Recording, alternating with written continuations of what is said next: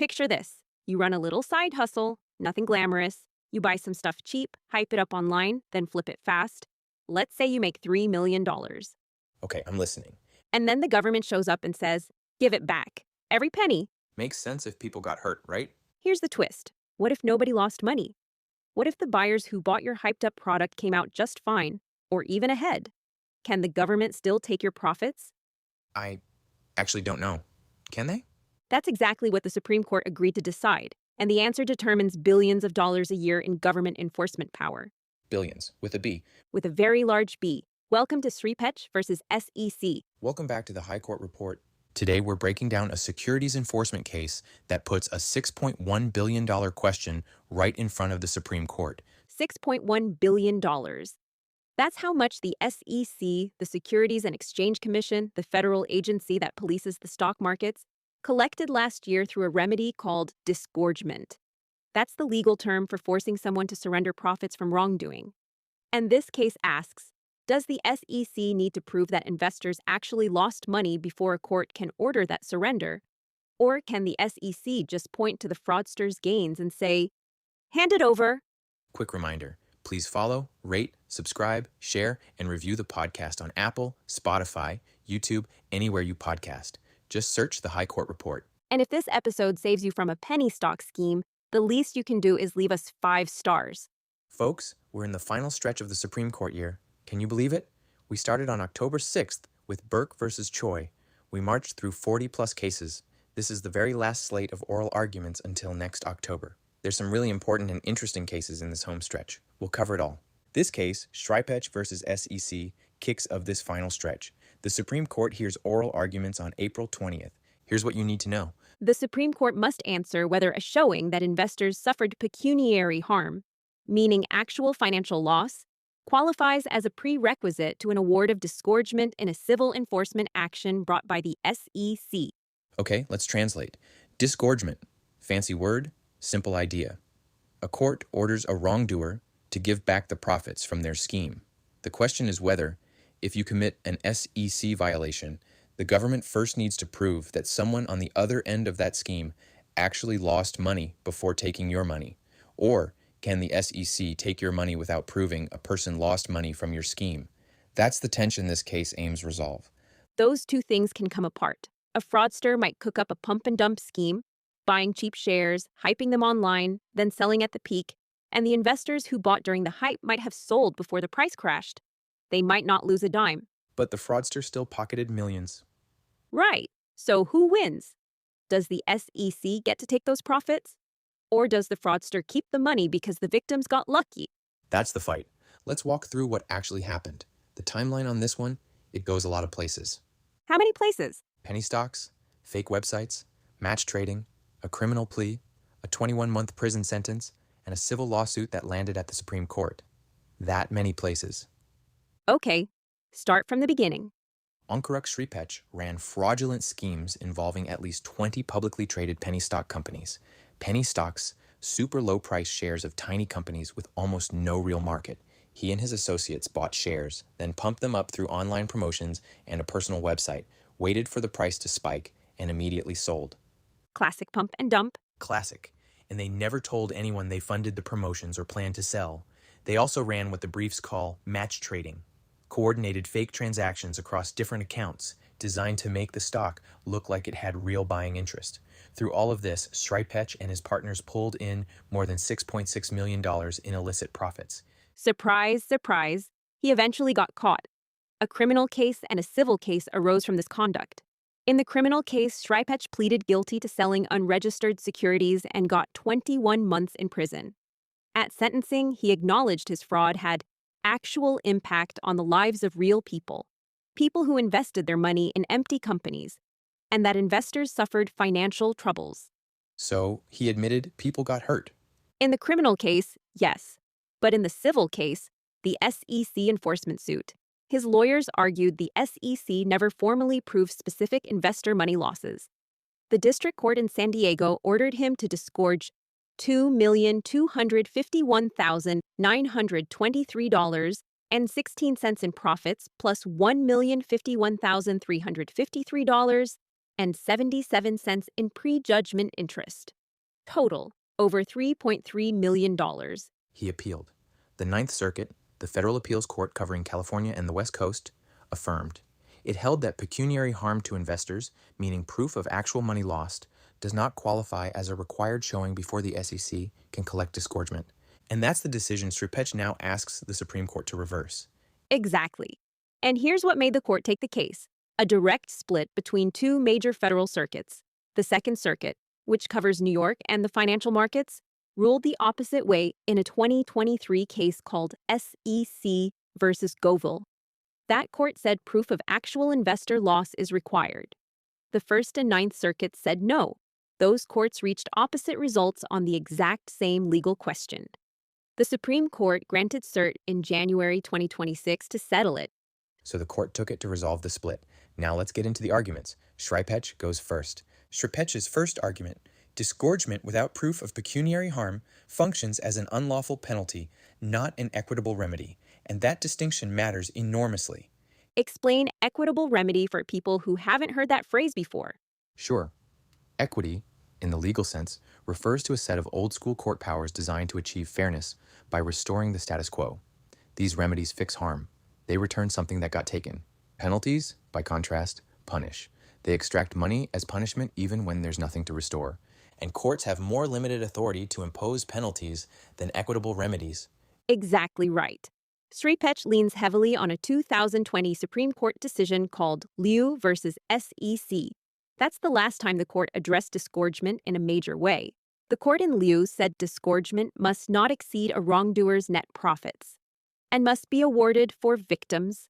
Sripetch reads that ruling as requiring actual injured victims, people who lost real money. The SEC disagrees, strongly. But Sripetch's first argument says the court in Liu laid out two principles working together. First, equity empowers courts to strip ill-gotten gains.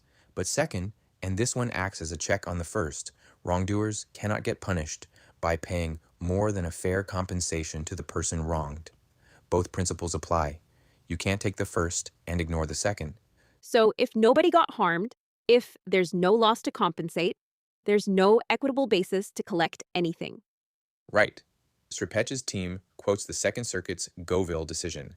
The return of funds presupposes pecuniary harm, as funds cannot be returned if there was no deprivation in the first place. That's actually a pretty clean, logical argument.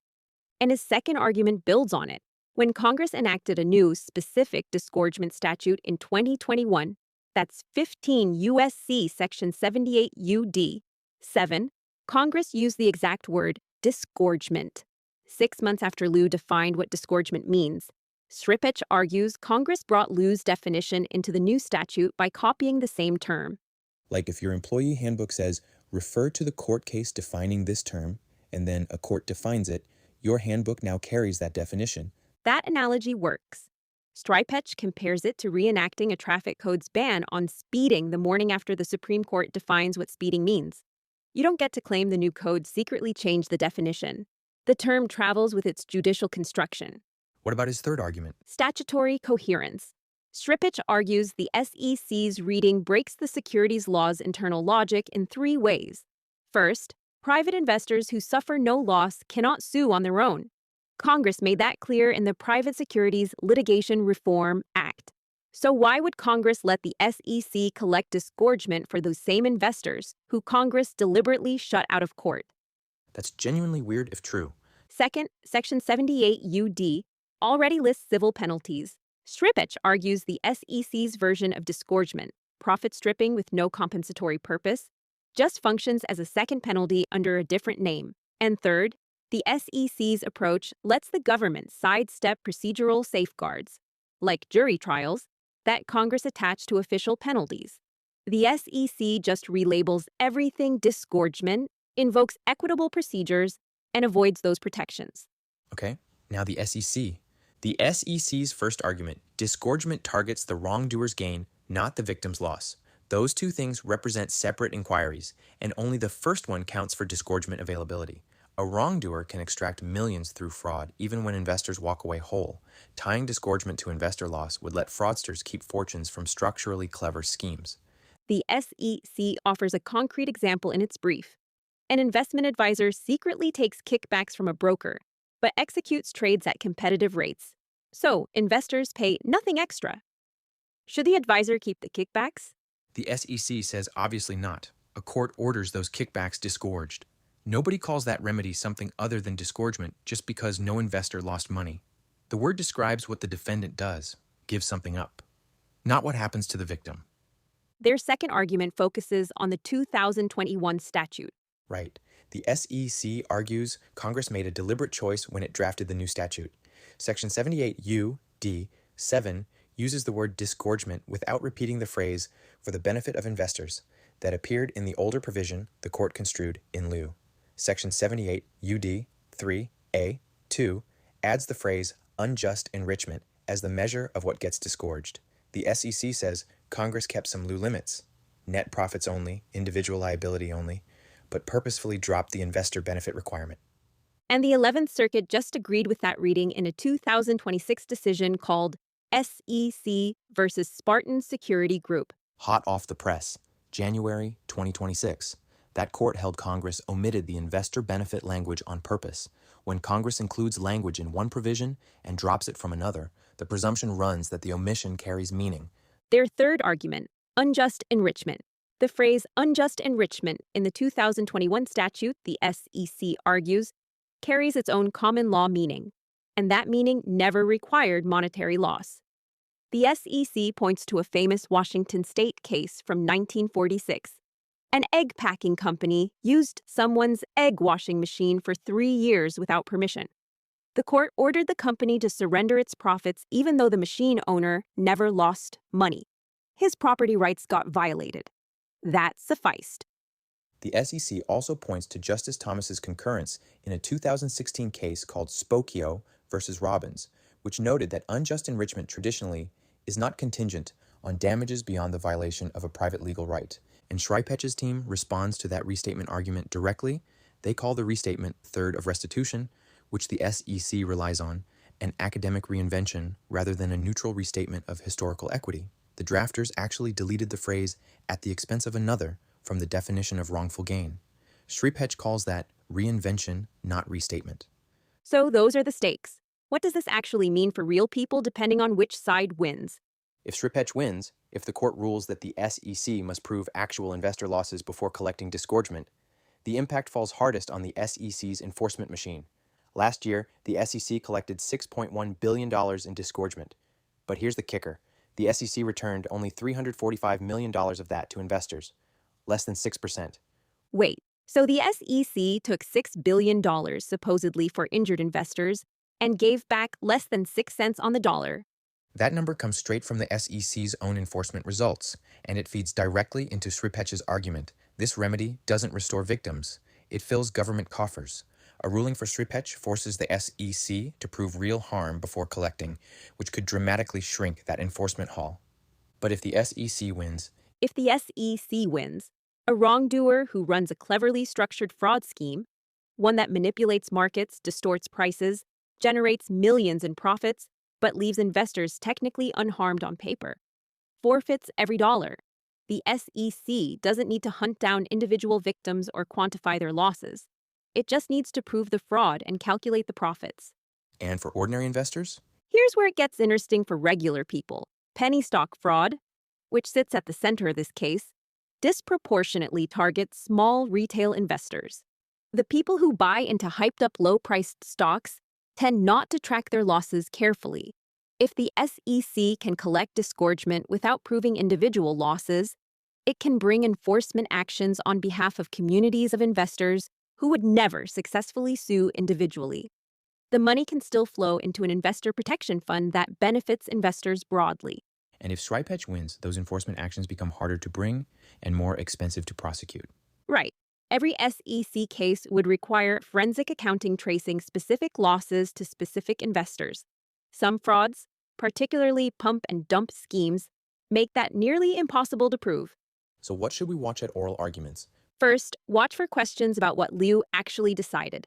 The justices who signed that 2020 opinion will almost certainly get pressed on whether their own reasoning required financial harm or merely assumed it. Justice Sotomayor wrote Liu, "Watch her closely. She'll either confirm the reading Sripetch advances, or she'll push back on it as an overreach." Second fault line, what Congress intended with the 2021 amendments. Did Congress ratify Liu wholesale, or did it deliberately expand disgorgement by dropping the investor benefit language? Justices Kagan and Jackson may push the SEC hard on whether Congress's word choices actually accomplish what the SEC claims. And the conservative justices? They cut in two directions. Justices who prioritize textualism, reading the statute as written, might find the SEC's argument about deliberate omission compelling. Congress dropped the phrase. Omissions carry meaning, but justices focused on Liu's equitable principles analysis, including the deep historical roots Sripetch invokes, might find the Roman legal maxim more persuasive than a parsing of subparagraphs. Watch for questions about the $6.1 billion figure.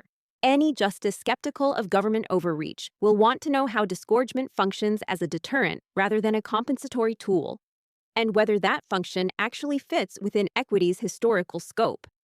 Also watch for questions about the circuit split. The court took this case precisely because the Second Circuit and the Ninth Circuit reached opposite results on identical facts. Expect justices to test how workable each rule actually looks in practice.